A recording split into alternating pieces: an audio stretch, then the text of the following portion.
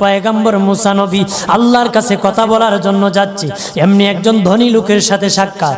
ধনী কয়, মুসা রে, ও মুসা, আমার এত ধন হিসাব রাখতে পারি না, আল্লাহরে জিগাইবানি কি করলে আমার ধন কমবে? মুসা নবী কয়, ঠিক আছে জিগাইব। একজন বৃদ্ধার সাথে একজন মহিলার সাথে দেখা। মহিলা কয়, মুসা কই যাও, কই যাও রে মুসা? মুসা নবী কয়, তোর পাহাড়ে যাব, আল্লাহর সাথে কথা বল।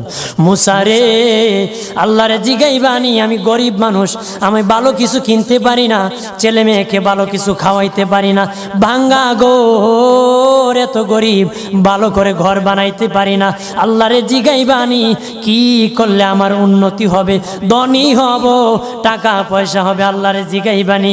আল্লাহ মুসা নবী কয়, ঠিক আছে, আল্লাহরে জিগাইব, তুমি কেমনে ধনী হইবা?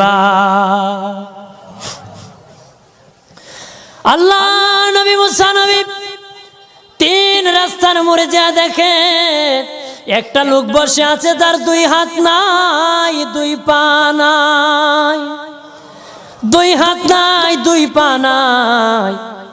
ওই লোক ডাক দিয়া কয়, মুসা রে, জীবনে কোনোদিন নিজে হাঁটতে পারি নাই, নিজ হাতে খেতে পারি নাই, কেউ খাওয়াইলে খাই, নতুবা উপবাস থাকি, বৃষ্টি আসলে ভিজি, সেখানে আমি আবার শুকাই।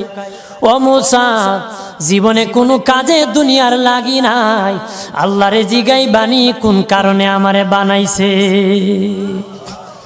আল্লাহ কয়, জিগাই মনে। মুসা নবী কয়, আল্লাহরে তোর পাহাড়ে মুসা নবী, মুসা ছিল কালিমুল্লাহ, কথা বলার প্রেম ছিল, কথা বলতো, কথা বলার প্রেম ছিল। কথা বলতে বলতে শেষ দিকে আল্লাহ গো, আসার সময় তিনটা লোক আমার কাছে প্রশ্ন করেছে। একজন লোক হলো ধনী, কিভাবে তার ধন কমবে গো?